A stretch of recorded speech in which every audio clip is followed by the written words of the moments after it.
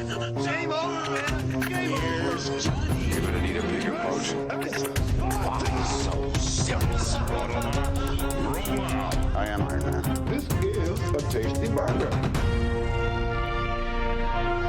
Welcome to the In Session Film Podcast. Welcome to this podcast review for December 30th, 2023, and I'm JD Duran.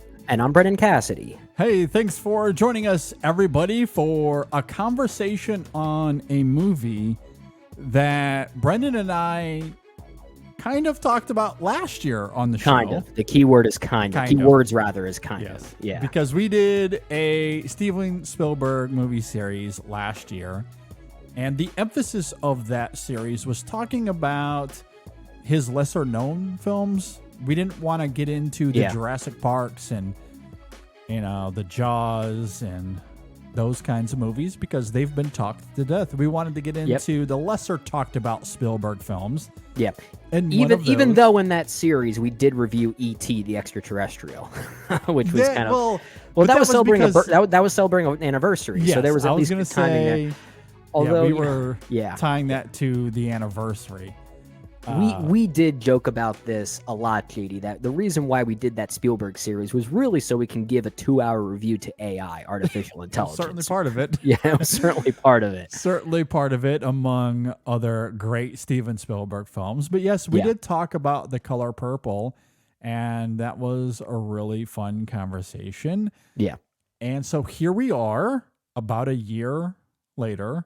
Yeah. Talking about The Color Purple again, this time Spielberg just producing, one of the producers here anyway. One of the producers, yeah. But a very different take on the material, at least a little bit of a different take, because this is also adapted from the musical, the stage musical, yes, as well as the novel, with, of course, a few nods to Spielberg's movie as well. So that's the thing. Like, yeah, Steven Spielberg is still producer on this specific adaptation that we're about to talk about, and so is Oprah Winfrey.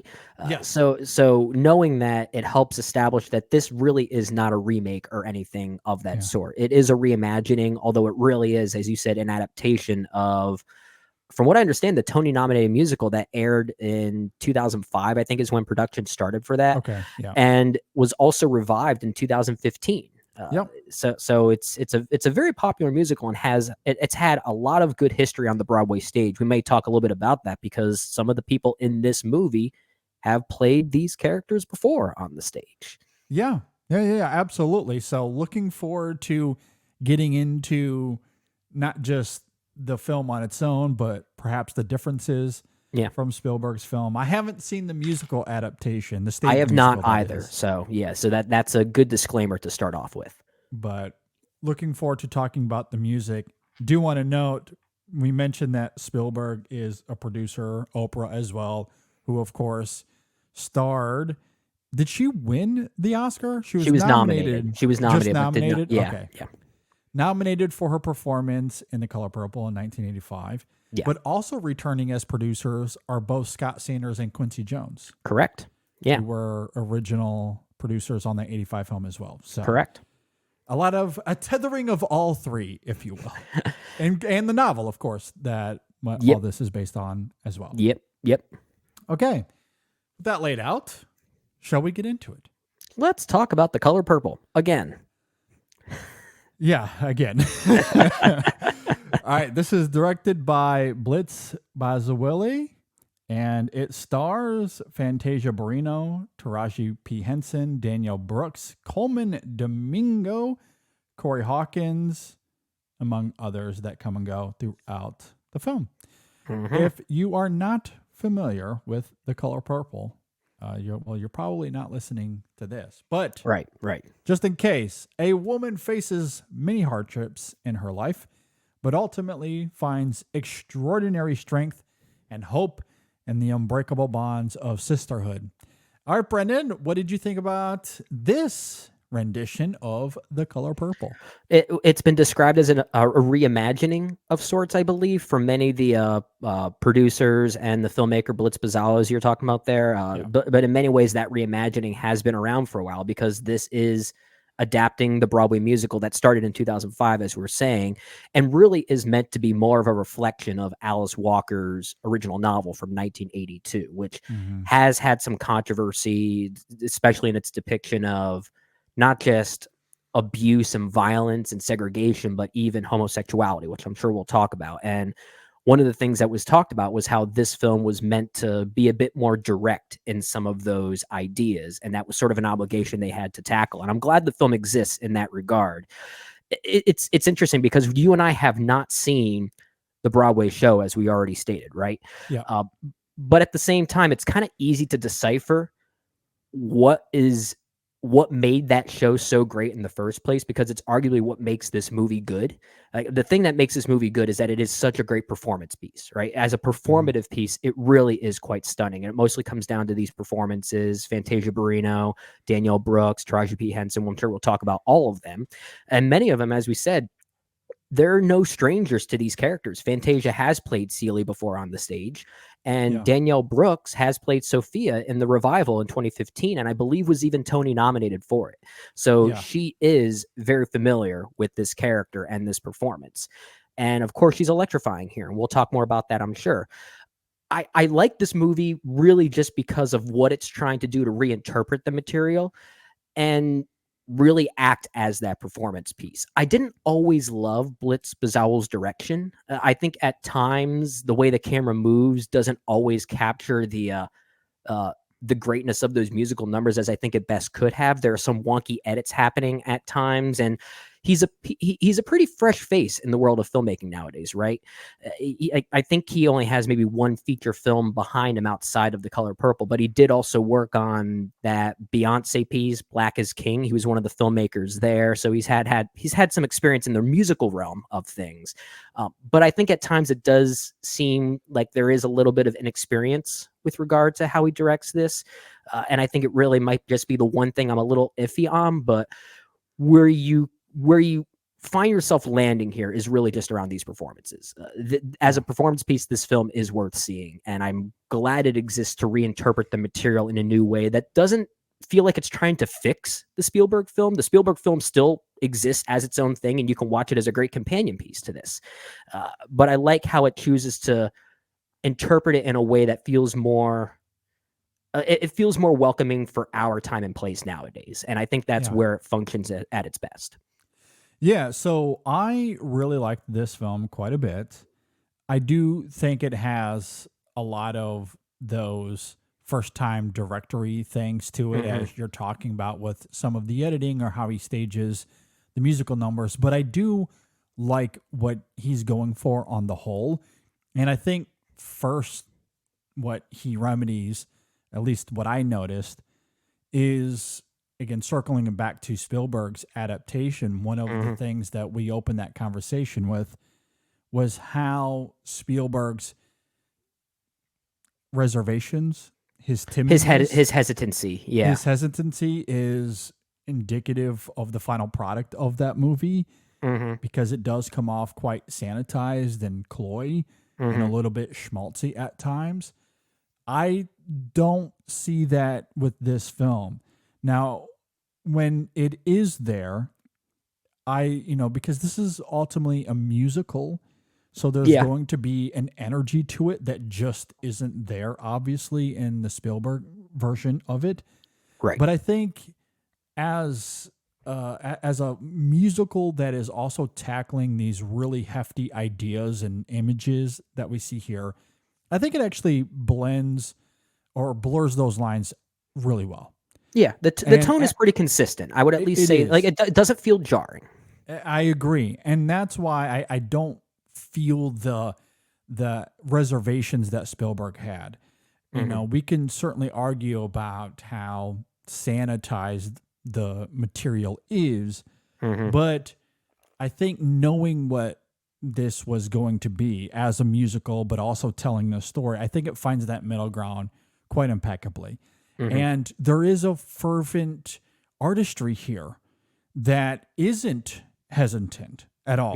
That's going full bore into it. And so it's really trying. It's really trying, so it doesn't come off as cloy as Spielberg's adaptation did. And I think as a result, there's an energy to this film that is infectious. It's really engaging. I really did enjoy the music of this film and the passion that is brought to it. Oh yeah, for sure. And some of it is the filmmaking for sure, but primarily, I agree with you. These performances are remarkable. Fantasia Barrino is great, fantastic as Celie. Danielle Brooks is absolutely magnetic in this film. Yeah, she's incredible. I watched this with my wife, and Maris, she was blown away by Danielle Brooks. Oh my gosh! I think a lot of people are going to love her in this movie. I agree, and I really loved Oprah's rendition of the character as well. I did too. But yeah, there's something about the ravishing energy of Brooks here that is absolutely astonishing. You cannot take your eyes away from her. She demands the screen. She demands your attention. And the way she barks back at these characters is incredible. Arguably even outdoes Oprah in that regard. And then, of course, given the turns of the character later on, which we can get into, and maybe how this film, reinvigorates the character in that way. But I do love how she taps into the arduous nature of the character in that regard. Like she does such a great job. And obviously, you noted she's played this character before. She's won an award for it on the stage. Yeah. And she might even win an Oscar for it at the film for it. Who knows? That makes for an interesting conversation. I don't want to get too sidetracked with it because it's sort of similar to when Denzel Washington made the movie Fences and Viola Davis won the Oscar for that while also winning, I think, another a Tony for that as well. So it kind of begs the question, how eligible should they be if they know this character so well for so many years when other, people competing in this category for, let's say, Best Supporting Actress at the Oscars are putting in new work for their respective characters in such a short time? Does that diminish the eligibility of someone like Danielle Brooks, who is objectively so good in this movie? But is it the same kind of good that she's been doing for the past few years? And it makes for an interesting conversation. I don't really know what the answer is. But the fact of the matter is she is really good in this movie. You can't take your eyes off her. That gets into a gray area that I don't know if the Academy wants to have that conversation, because if that's the case, then Bradley Cooper shouldn't be eligible for an Oscar this year. He didn't perform on the stage, but he's been perfecting his imitation for 5 years. He's talked about how he perfected it to the point where when they went to shoot it, he already knew it backwards and forwards. He had done it for 5 years. But he hadn't performed it in front of an audience before. What's your definition of an audience? A public audience paying to see it. Okay. I mean, I think you're getting into a gray area there, because I don't think that performing it on the stage to me is no different, because you're channeling the nuances of a character.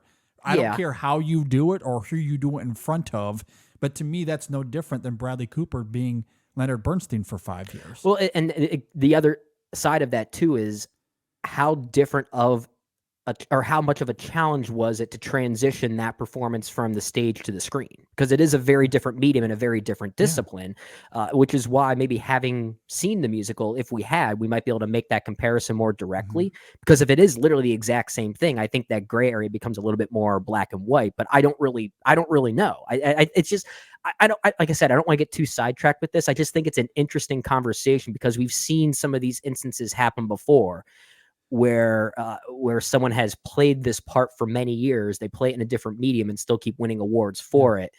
Does that undermine those who are playing other characters for the very first time and trying to learn and do research in a shorter span of time?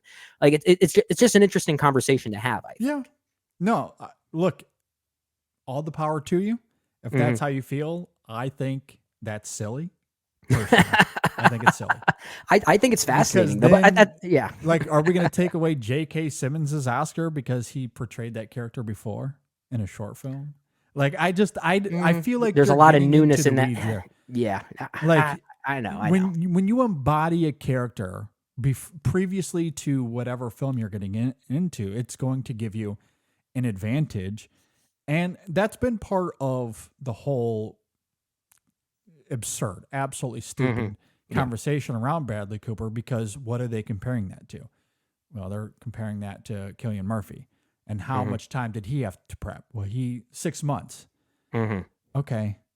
So that is certainly different than something like what Bradley Cooper did, or J.K. Simmons, or as we're talking about here with Danielle Brooks doing it on a stage.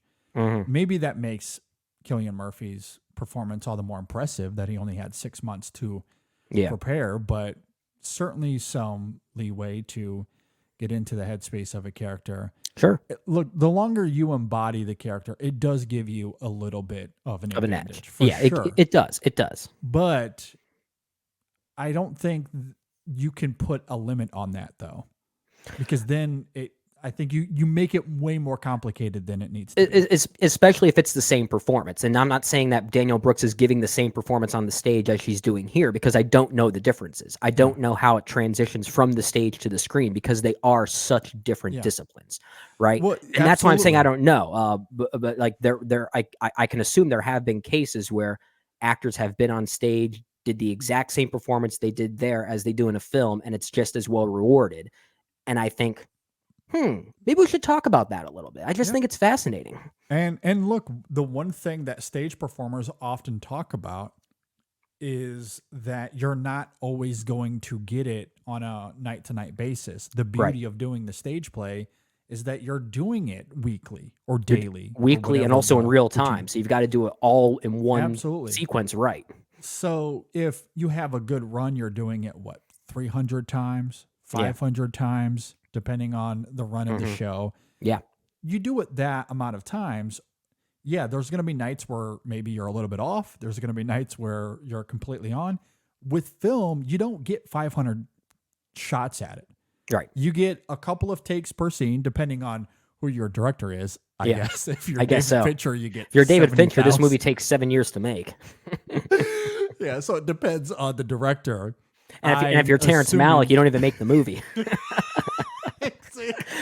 You get one take, and he's not even going to have the camera. Not even going to use it over here. But look, this is $100 million movie. Right.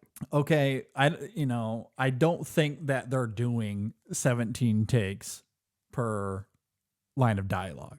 Probably not. Probably not. So there is an essence of, okay, this cast might know this material, or they might know these characters well, but they still have to perform at a high level and a limited amount of takes. They don't get 500 cracks at it like you do on a stage. So and it's not even just that discipline change. There are other discipline changes as well. There are different surrounding factors. There's no audience this time, so it fuels you differently. So and I get that. I get that for sure. But since Danielle Brooks has played this character before for quite a few years, I just think it's worth at least acknowledging that. But at the same time, it's kind of a long-winded way of saying she's still great at this role, right? Yeah, no, that's the thing. That's a lot of words. A little bit of back and forth to say. I don't think that gives her any more of an advantage than something like what Bradley Cooper does. Fair.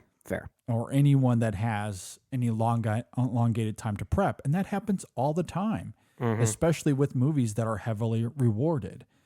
And because the changes to the medium, as you're talking about, are so vastly different, it would have brought challenges to this cast that they wouldn't have faced on the stage, and they deliver in every single way. They deliver. I mean, as far as I'm concerned, Danielle Brooks gives one of the best supporting actress performances of the year. She's electric. Yeah, her main musical number, I guess it's her main one, the song "Hell No," which is even reprised later by Fantasia in a very heartbreaking way. It just goes to show how powerful that song is in the first place. You can't take your eyes off her, and the way that you're saying that. That there are distinct differences in the way Danielle Brooks portrays Sophia when compared to Oprah Winfrey's performance, because Oprah kind of showcased more of the timidity of Sophia when it got to that second half, whereas Sophia here in this iteration from Danielle Brooks it's not so much the timidity, it's more the brokenness of that character. Like this recognition that someone took this power and authority from her, and then she has to learn to get that back. So in many ways, it's a bigger performance. It needs to be bigger. That's not a bad thing. Sometimes bigger is better. In this case, I do think it I don't want to say bigger is better, because I still love what Oprah's doing in Spielberg's film. It's just that film required a more tender hand with that character. This one requires that bigness that makes it really stand out.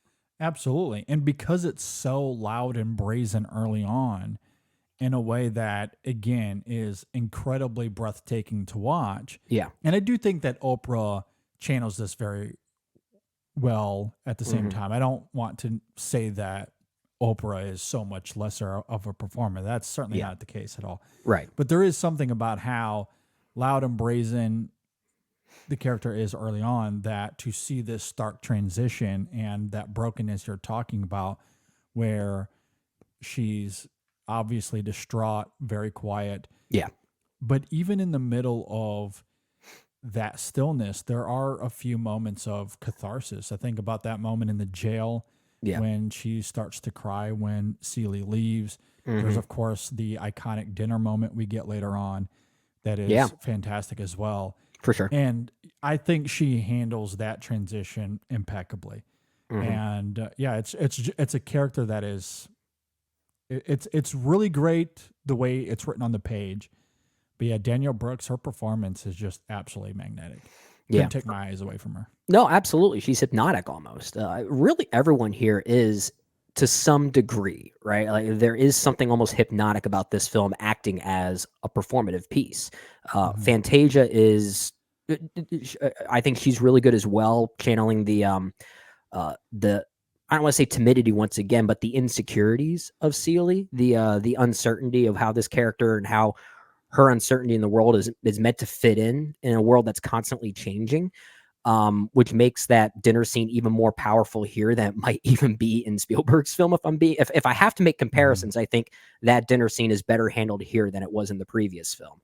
But that's not to knock Spielberg's film. I just think the trajectory of Celie's arc here, as portrayed by Fantasia, I just found a little bit more interesting.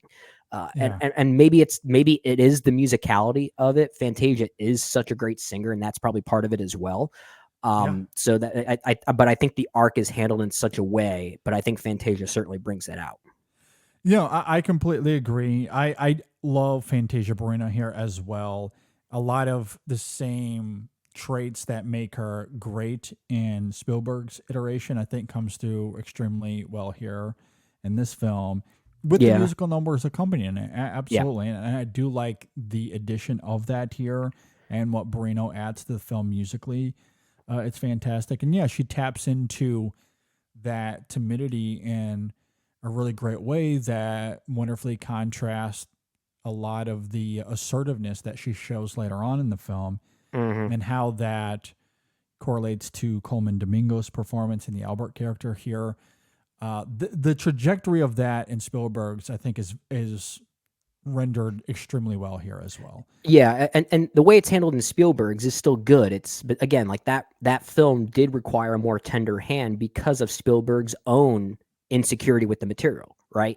So that is showcased in even Whoopi Goldberg's performance in that movie. Like, even in some of those bigger moments that Celie has in that film from 1985, there still is this like lingering ounce of insecurity there, but that's kind of the point, I feel like, with that film. And here there's a sense of empowerment in this one that I do think it mostly earns. I do think it mostly works thanks to these performances. I do think it's good. No, I agree. I think that comes through extremely well. How Shug plays a part of that as well. Taraji P. Henson, I think, is good here. Yeah.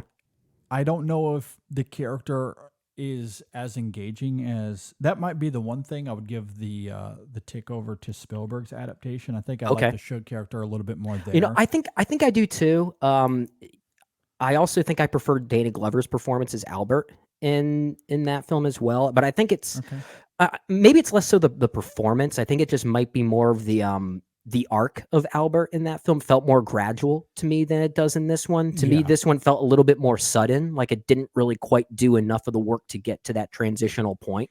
I think it's less so Coleman Domingo, maybe just more of the movement of the film, because it is so much more energetic and fast paced being a musical. Maybe it just needed more work to get to that epiphany of Albert's, that revelation. But I do think Coleman Domingo is still very intimidating here. Maybe he's just a little bit too intimidating. That arc is a little bit harder to realize for me a little bit, but in those moments, at least early on, he is pretty frightening. No, I agree. I really like Coleman Domingo quite a bit here. I do agree that the trajectory of the character is a little softened. It's not quite as stark because of the structure of this film. It's obviously different than Spielberg's. He was aiming for like a bleaker quality, I guess, with that character. Yeah. Where this has to tonally and structurally fit under the musical scheme of it all. Right. And so there are elements of it that feel a little bit more sudden than what we get with Albert and Spielberg's movie. And so the trajectory, while the same, it does have a little bit of a different feel to it. But I think Coleman Domingo taps into that abrasive quality early on in a great way that, you absolutely despise the character as you're supposed to. Right.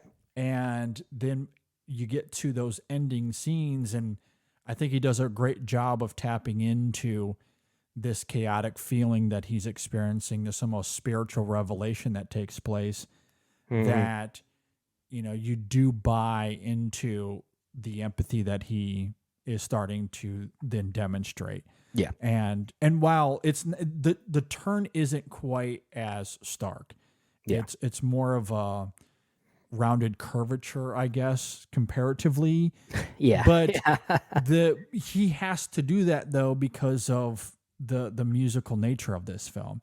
And so he's kind of restricted by it then. So I get it. It's a little, and but I think all of that works well because of maybe primarily because of the performances, but the music itself again is very good. So like those added elements, I think are effective. Yeah, and the music is good. And this is why I would like to have seen it on the stage if I ever got the chance, and I probably still will if I ever get the chance, because I do think the music is good. We already called out the musical number, Hell No, but there's also another musical number, and forgive me, I can't remember the name of the song offhand, but it is the main number between Seeley and Shug that takes place at a movie theater where it transforms into a record player.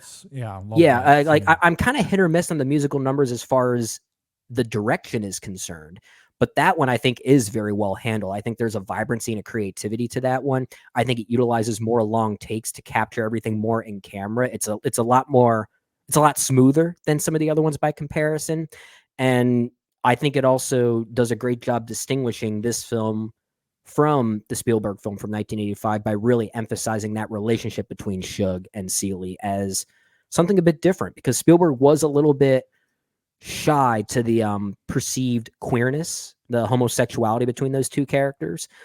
And this one is a bit more direct with it.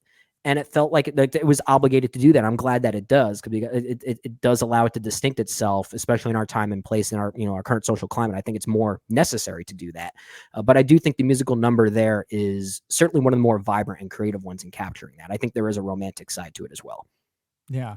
No, yeah, I loved that musical sequence is fantastic, and it does create an engaging dynamic. I mean, I might have slightly preferred the Shug character in Spielberg's, but Taraji P. Henson is also very good here. Yeah, I like the idea of what they're utilizing that relationship for here, although admittedly Margaret Avery, I think, is who played Shug in the Spielberg film, if I'm not mistaken. I might have to fact check myself on that one.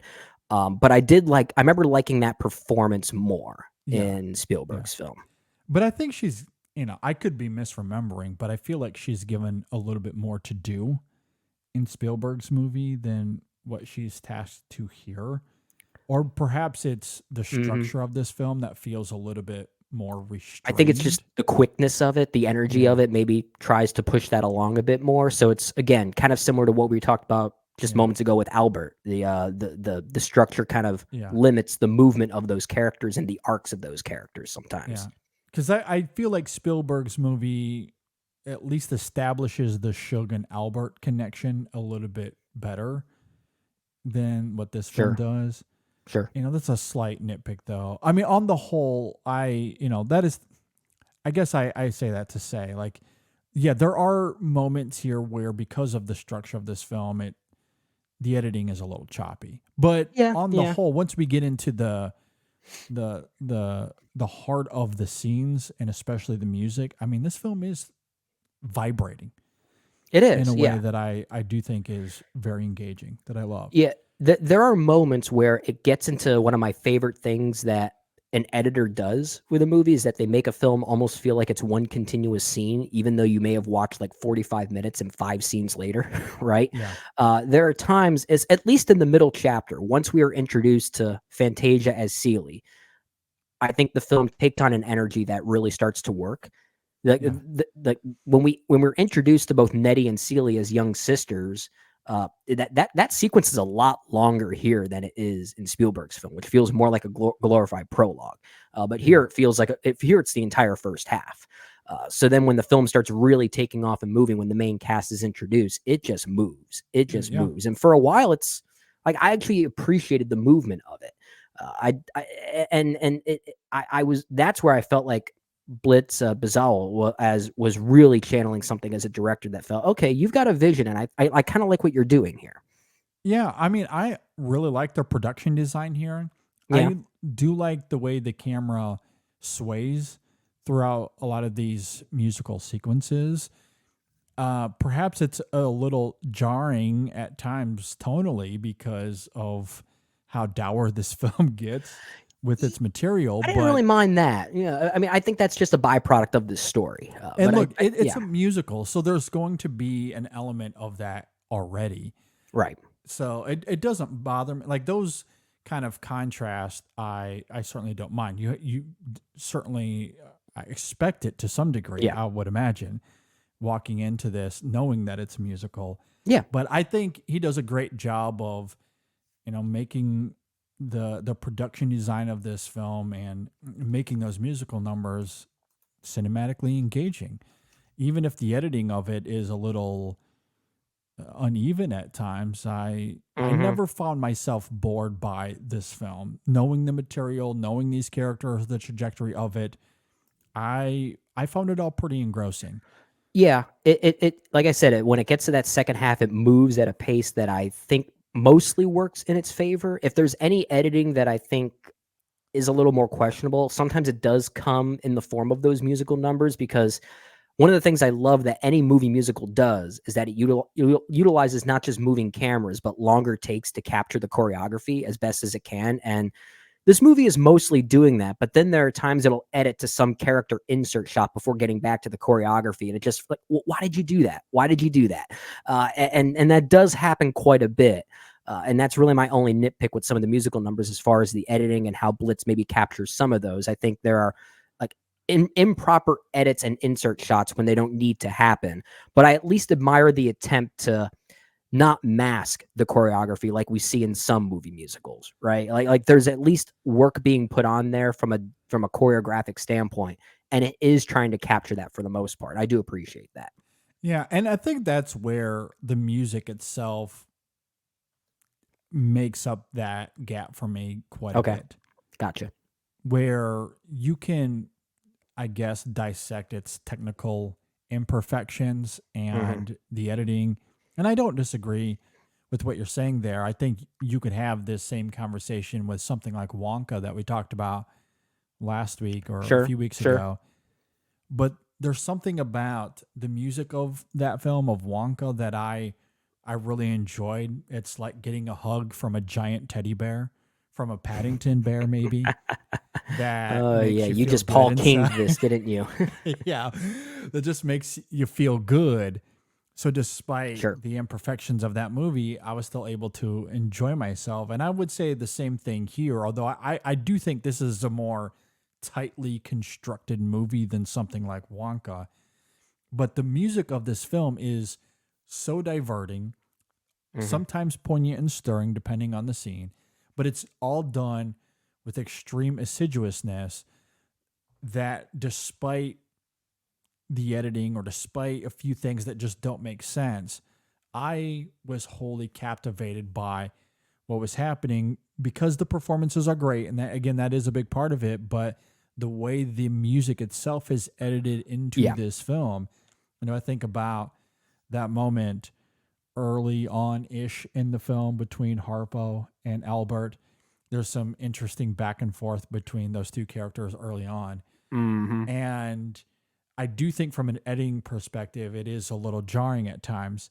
And I didn't care because it just gets into this musical number that is just so good.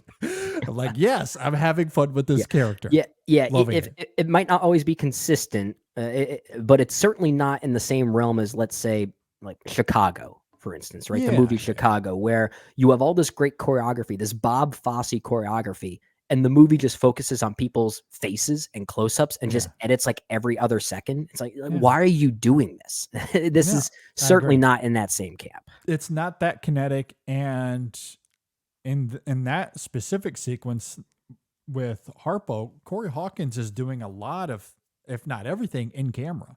It's all done through medium shot. Mm-hmm. And then ultimately there are other characters that get involved. Yeah. And I love that stuff here. Yeah. And I do like that the music, and this is more of a credit to the original musical than the movie, but I do like that it does have a sense of place given where this film takes place, when it takes place. It still retains its gospel and bluesy roots and hangs on to that very well. So I certainly appreciate that. And the songs are just they're just catchy as hell. You got to put it simply. They're catchy as hell. They're bops. They're bops. I mean, and that's it. I mean, the drama that we saw in Spielberg's film is very much captured here. It does it well. The performances are great. And then you add in this added element. And again, I don't know how to articulate it any differently than what you just did. Like, it's just every number here is a bop. It's just good. Okay. Like, I like the music here. I did. Yeah. What did you think? I don't know if it's a spoiler to say this because it happens literally 5 minutes into the movie. What did you think of Whoopi Goldberg's cameo? I smiled. I was grinning ear to ear. Because it was so distracting, yet it's so beautiful. It's like I can't tell if I think it's a problem or a good thing. Because it literally is a passing of the torch. It is. It's quick too. It's brief, and it is 100% that. It's this wonderful, tender passing of the torch that I thought was great. You know, if it elongated itself, if Whoopi was in the film often, then maybe it would become distracting. That would be a huge problem. If either her or Oprah, if Danny Glover showed up, like if any one of them showed up, then that would have been a bit too heavy-handed. But like if you're gonna have Whoopi cameo at all in this movie, they did the right one. Like they chose the right moment. It was appropriate. Yeah, it definitely took me by surprise. I did not know she was going to be in this movie. I didn't either. Yeah, but it definitely it once again proves that this is not meant to be seen as a remake to disregard Spielberg's film. If anything, it's a companion piece. Like I said, it's a contemporary vision of how it can fit in our times as opposed to what Spielberg was doing in 1985. That was the moment, or one of those early moments, where I started to recognize that this was not going to have the same reservations. Yeah. The same lack of confidence that Spielberg had. Yeah. That this was going to be a film that knew what it wanted to do. Yeah. And perhaps it's a little edited down, as we've been talking about, because it can't be a 3-hour stage musical. No. But I'm willing to forgive those qualities because I do think there is a wonderful confidence here to Blitz Bazawule and his direction here. Yeah. Even if it's a little, first time directory at times. But honestly, the more we talk about it, the more I think about it, I think some of those blemishes are simply a result of them having to restrain this to feature length film length. Any stage adaptation to the screen is going to come with a lot of baggage, right? It's going to come with a lot of baggage. I mean, and this is already 140 minutes. So it's not a short film by any stretch of the imagination. And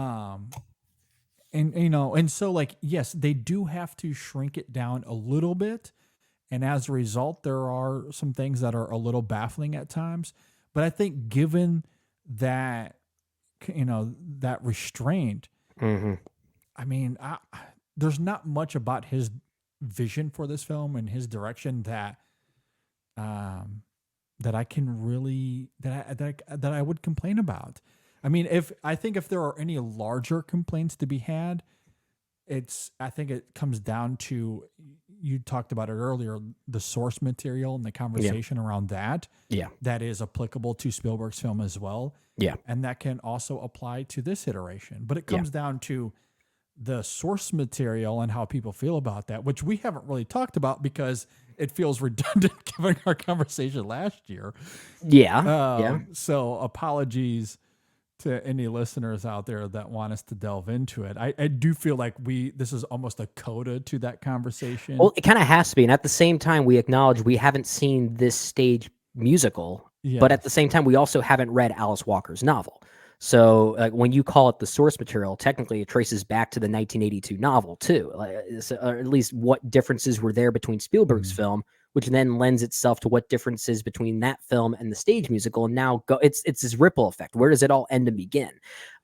But yeah, like if we talk about the source material being what we already talked about with Spielberg's film, we don't want to reiterate or repeat ourselves too much. Well, and that's the thing. Like, I know that some of the people listening, watching this on YouTube, however you're watching or listening, there is an element of, okay, some of them will be repeat listeners from our conversation last year. Some of them will be new. But honestly, I came into this conversation not knowing how I wanted to talk about the film itself. Yeah. Because looking at my notes that I have here from last year, they are obviously applicable to this film. Verbatim.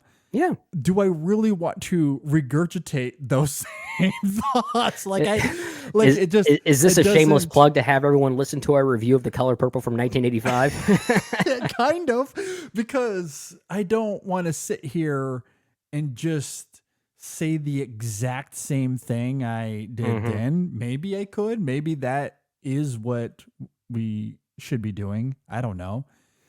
But maybe that is to say you can listen to that review last year because from a dramatic perspective, everything we said there, I feel the exact same here.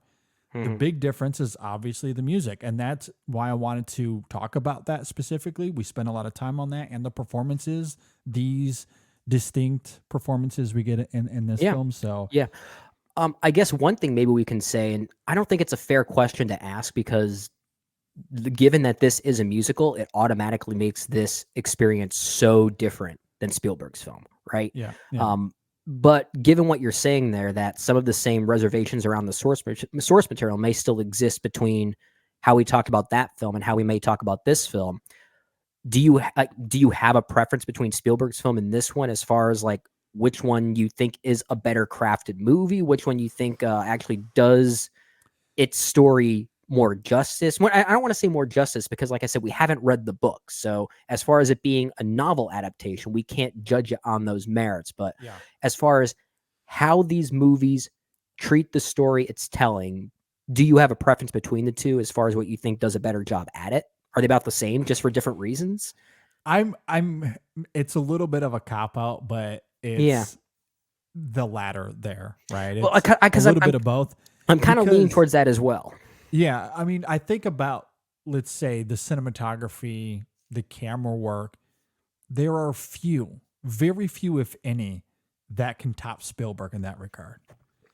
And The Color Purple. That's the thing. Aesthetically, it's it's different attributes, right? It's like different bowls of fruit that make it better or worse. Exactly. Yeah. And look, I know that The Color Purple isn't Spielberg's best movie, but it's not because of what he brings to it, visually speaking. As a director or as a visual experience, it is Spielberg through and through. His qualities as someone that knows how to work with a camera, that knows how to edit, all of that is there in The Color Purple. Where that film falters is with his reservations. It's the tone. The tone of it becomes a little schmaltzy, a little sanitized because he didn't feel comfortable making this film.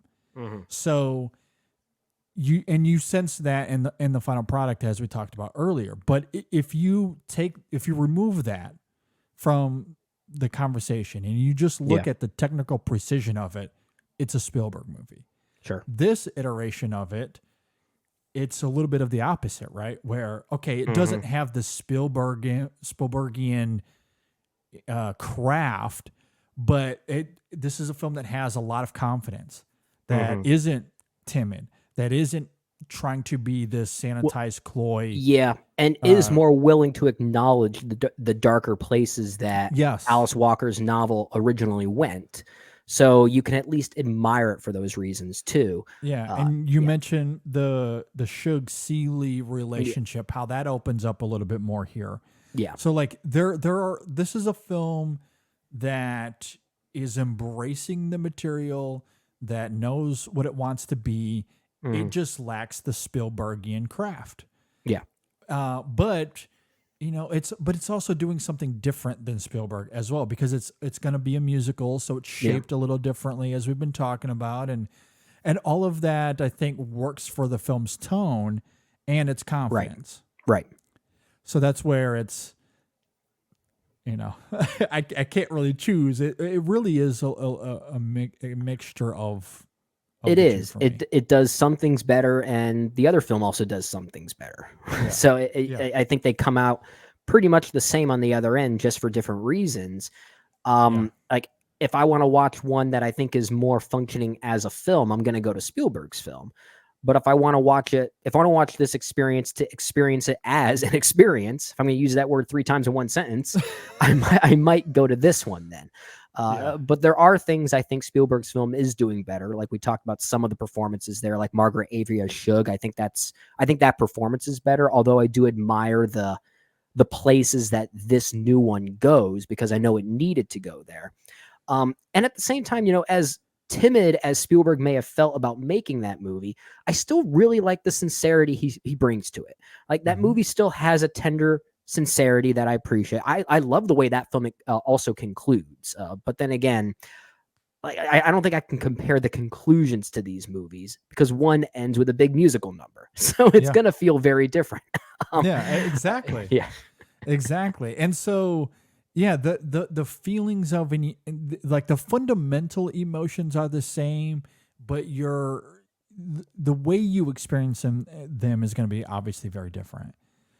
And I appreciate both for that. I think that's what makes this an interesting adaptation, similar to something like A Star is Born. Yeah. Because that's a movie that's been remade several times over. Sure.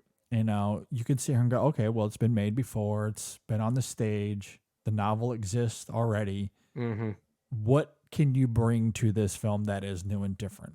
Yeah. Well, as someone who hasn't seen the stage play, and I'd be curious to hear thoughts from those who have, to talk about the differences or the similarities, from that perspective. But from someone who hasn't seen the stage play, I think this is a film that feels like it has its own purpose. It is very separate from Spielberg's movie in many ways. I really want to talk to some people who see this movie, especially those in our critic circle who have also already seen the stage musical, whether it be on Broadway or maybe one of the touring productions, if there are any.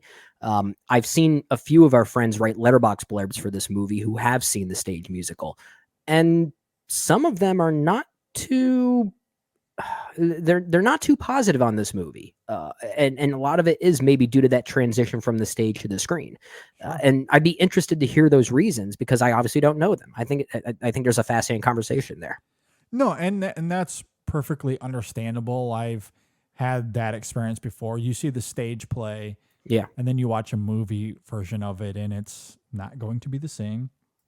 But how often do we have this conversation when you're talking about adaptation, whatever it may be, whether it be a book? It's so different between like a book adaptation to a movie, because that is a medium that already doesn't have a visual component to it. So like visualizing it then allows it to seem a little bit different.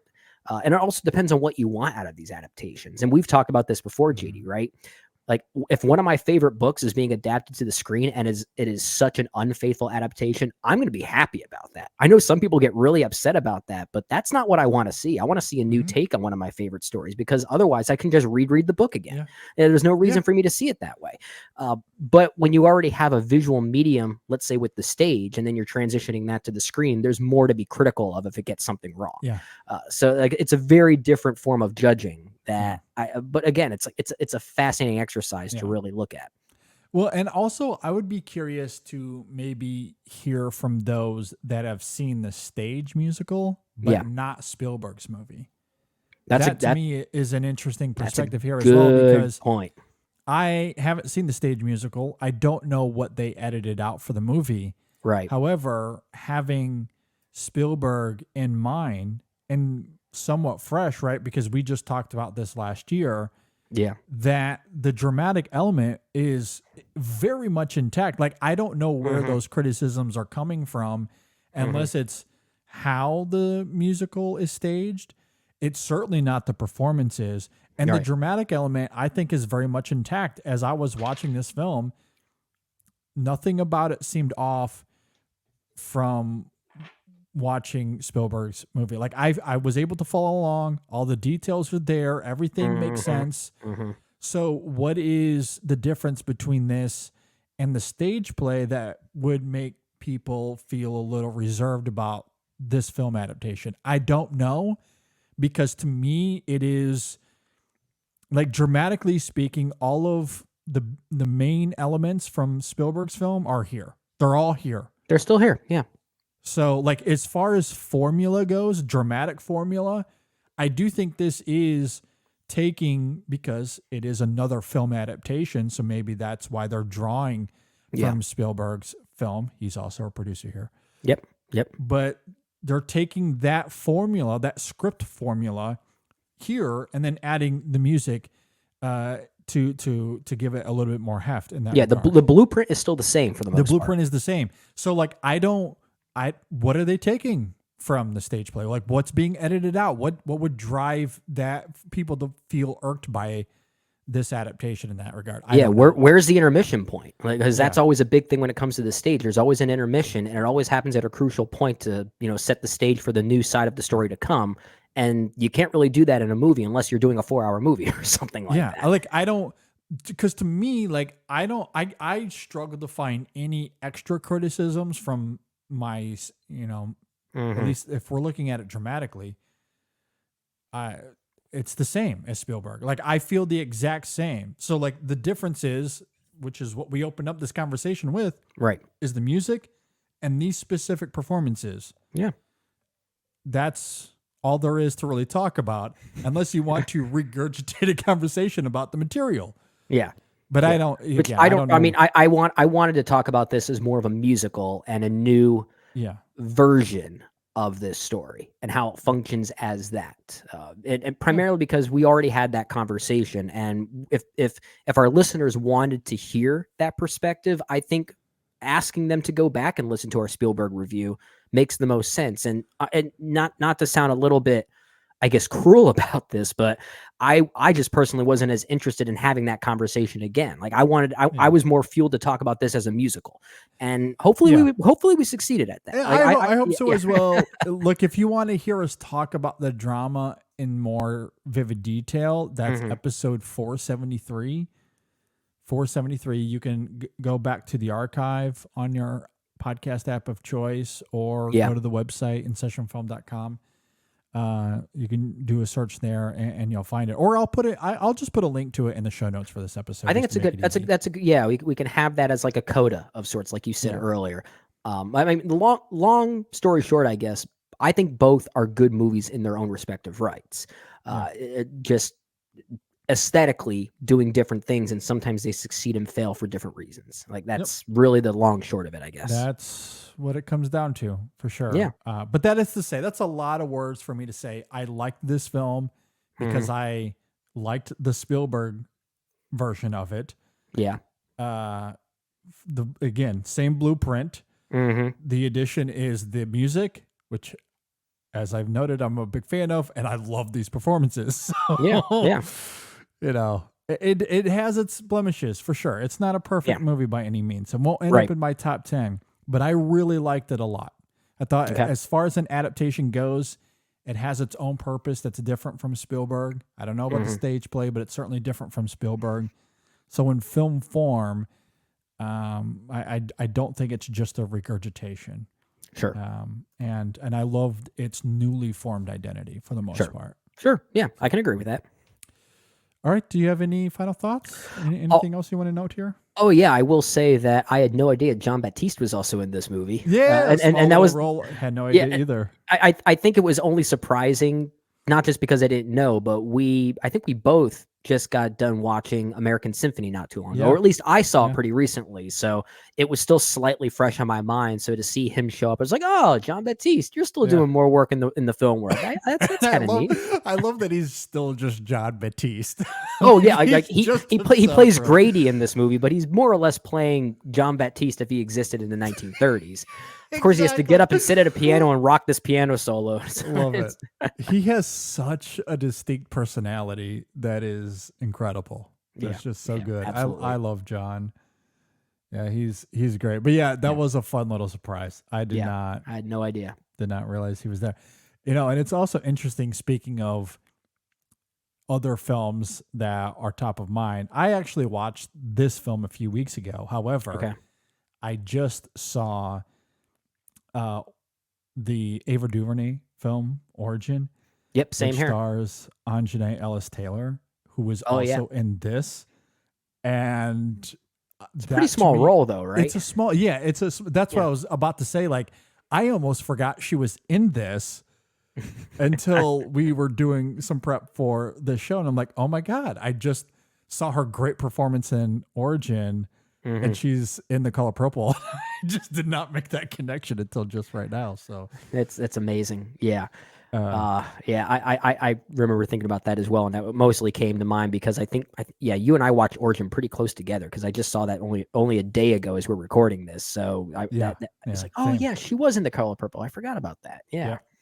So crazy. The little roles here. It's actually a really extensive cast. We haven't even mentioned everyone here, like David Alan Grier playing the Reverend. I haven't seen him in a while. I remember, but I always associated him as being kind of more of the funny man. You know, like remembering movies like Jumanji, for instance, growing up with that movie. The soul singer Her plays the character Squeak. I think she's pretty effective here as well. Sierra is in this. Sierra, yep. Everyone's favorite Little Mermaid, Halle Bailey. Yeah, I liked her here more. Oh God, here we go. I liked her in The Little Mermaid. She was so great as a vocal, and it was such a great singing performance. I didn't always love her acting performance, but I think that was more of the film limitations that she wasn't able to overcome. I think that's less on her. I think it was more on the film that I just didn't care for. But I think she's very effective here, especially like that. She's basically the star of that first act. Yeah. And I agree. I thought she was quite great in those early scenes. Absolutely. Yeah. The cast on the whole, I mean, I have no problem. Like, I thought everyone was fantastic. Yeah. I mean, I know we didn't talk about Coleman Domingo in too much detail, but I really loved his performance. I think he does a really great job of he's effective. Yeah. Playing up this menacing quality that, makes us, feel for Celie, obviously. And then he has this great turn at the end. And I love that even as that's taking place, he doesn't overdo that. There's always that fine line where he could overplay that. But I think there's a humility that he displays that is wonderfully grounded. Yeah. I think at times he might overplay the brutality of Arthur, but at the same time, Coleman Domingo still makes it believable. He doesn't dial it to 11, if I'm going to make the Spinal Tap joke. But I think he's mostly effective. If anything, one of the things I really respect about Danny Glover's performance as that same character in Spielberg's film is that it is just such an outlier for someone like Danny Glover, right? Like when I think of Danny Glover, I don't think of someone that is that brutal or that antagonistic. So it's more of a surprising performance when you compare it to someone like Danny Glover. But Coleman Domingo is still very effective for sure.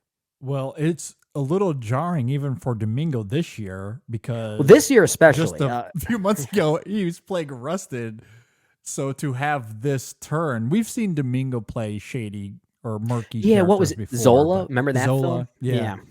So like he's certainly tapped into that before. Yeah, he's capable. But coming off the heels of something like Rustin, it's perhaps a little jarring. Right. And I think he mentioned that in his, what was it? The Actors on Actors he did. I think he mentioned something like that. Like Rustin coming out first gives him a little bit more agency for people to accept him for what he's doing in this film. The range. It kind of reminds me of the story when what's the young actor's name? Dylan Fraser, I think it was, who played young HW in There'll Be Blood alongside Daniel Day-Lewis. I think his mom, the young actor's mom, watched the movie Gangs of New York in preparation for who this guy was. And it's like, I don't want him acting with this man. So then Paul Thomas Anderson had to send a copy of The Age of Innocence, just say, no, he can also be a tender, loving man. It's fine that he can work with this man. They're not the people they portray on screen. They're not. They're not. It turns out. Coleman Domingo can be both Rustin and Arthur. I know. There's been a lot of talk about that with Mark Ruffalo, too. Because his character in Poor Things is obviously this not great guy. He's a sleazeball is what he is. But everyone that talks about Mark Ruffalo is like, he's the sweetest guy you'll ever meet. Like he could not be more antithetical to that character. Yeah. He's not only the sweetest guy, but he's really good at spoiling movies too. Yes, that's why we love him. Part of the charm of Ruffalo. So entertaining. Gotta love him. At any rate, The Color Purple, I really like it. I would recommend it, especially if you liked Spielberg's movie. There's if you like musicals. If you don't like musicals, then don't go see it. I get it. Yeah, some people don't like musicals. They've made that known recently. They made that known. Apparently, Hollywood is aware of that as well. So they market their films by masking them that they're musicals sometimes. But maybe this will be the sign of things changing because this had a pretty good opening over the Christmas season. It did. Yeah, very good. Didn't it break a record for Christmas Day? I think it was the highest opening on Christmas Day since like it was at least since like 2001 or something like that. Well, okay, so the record that I saw was Les Mis, I believe, in 2012, which was also 18. It was like 18.1 million for Les Mis. The reports were also 18 for The Color Purple. Yeah. But I don't know what the disparity was. I don't know if it was like 18.2. That's why I said, yeah, because I think the reports are saying 2009, but how much of a disparity was it? Because they were both at 18 million. Wasn't it like, could we actually trace this back further if the math actually is more in Color Purple's favor? As we're talking, I'm going to at least look up the Color Purple for this year. Christmas Day. Let's see if I can find the answer here real fast. Cause opening. Okay. So this says 18.1 as well. Okay. Well, let's see if I can look up Les Mis. Well, let's see. So the article I have in front of me is saying that The Color Purple had the biggest Christmas Day movie release in 14 years. So 14 years being 2009. Oh my gosh. Okay, Brendan, you want to look at this? I cannot wait. I cannot wait. So Les Mis was 18,111,000. Okay. 18,111,000. Okay. The Color Purple was 18,150,000. Wow. $40,000 difference between the two. Which when you look at box office numbers, that's nothing. That is a tight race right there. That's a tight race. That's a really tight race. And look, both of them musicals. How about that? How about that, Hollywood? Yeah. So this Mean Girls thing, tell people it's a musical. People don't know that it is yet. You put out a musical on Christmas Day, people are going to go. People are going to go. Yeah. What we're trying to tell you. Oh man, Christmas music really puts you in the musical spirit, doesn't it? It really does. Yeah. And Les Mis, which is crazy. I feel like there's no way this would happen today. Oh no. that film made $442 million worldwide. Whew. There's no way that happens today. Wow. $442 million. I forgot how successful that film That was a huge movie. That's a movie that's really kind of frowned upon by people nowadays, isn't it? I know. And that's long too. That's 2 hours and 38 minutes. Yeah. And yeah, I don't think it's aged well, at least with film Twitter. I don't know not at about all. the general public. mean, It's hard to say. I think the Russell Crowe of it all has certainly soured for a lot of people. I don't think it's that terrible of a movie. I appreciate some of the things it's trying to do, but I'm also a big fan of Les Mis as a show and as a musical. So I'm kind of biased. And but that's yeah. I kind of like the movie. I don't hate it. I don't hate tell it. anyone. Don't tell anyone. I think there are good things in it. I'll leave it at that. Yeah. But yeah, I mean, I think that film works probably because of its material it's adapting. Sure. Because I'm also a big fan of the stage musical as well. Yeah. But at any rate, I'm a big fan of musicals, broadly speaking. I like musicals. I want to see more of them. It's hard for me. Like, I think that's maybe why Chicago is such a severe disappointment for me. Because it's hard for me to walk into a musical and go, you know what? I'm going to not enjoy this. Unless the music is just that bad or it's just so poorly made, I'm always going to at least enjoy it on some level. Yeah. And I don't loathe Chicago. It's not like I'm going to It's bash it as some sort of frustrating. wall- It's a one-star- frustrating movie. But it is frustrating. There are elements of it I really do appreciate, but it's one of the more frustrating musicals I've seen. That's for Yeah, sure. we're getting some musicals next year, I believe. Not just, I mean, we mentioned Mean Girls, not just that, but I know we're getting at least the first part of this Wicked two-parter Yep.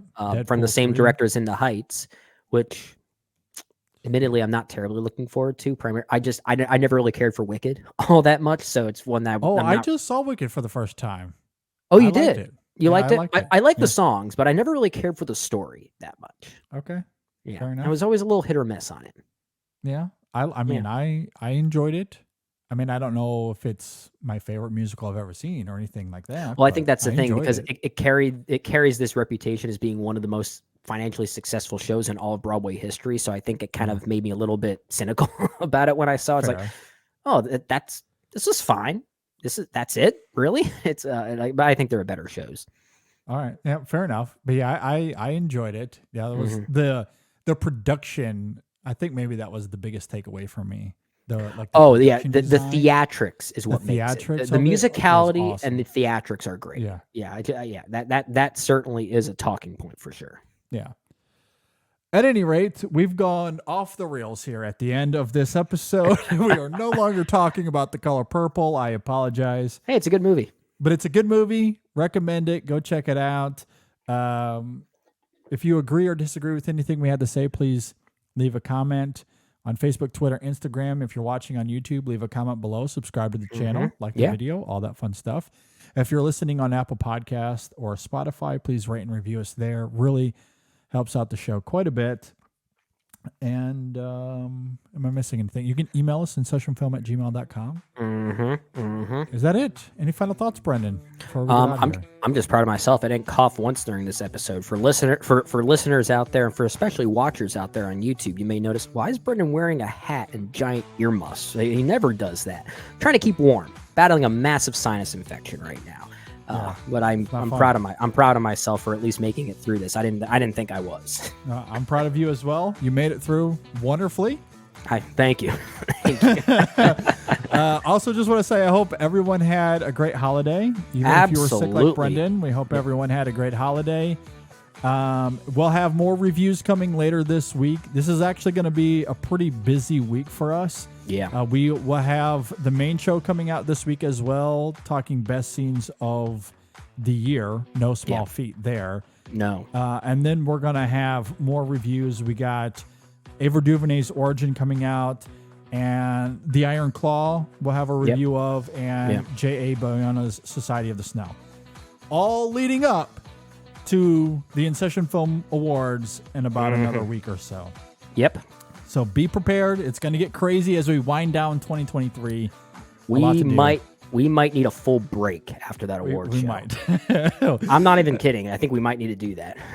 Okay, we'll certainly talk about that. But in the meantime, stay tuned for a lot of great content coming down the pipeline here very soon that we hope you enjoy.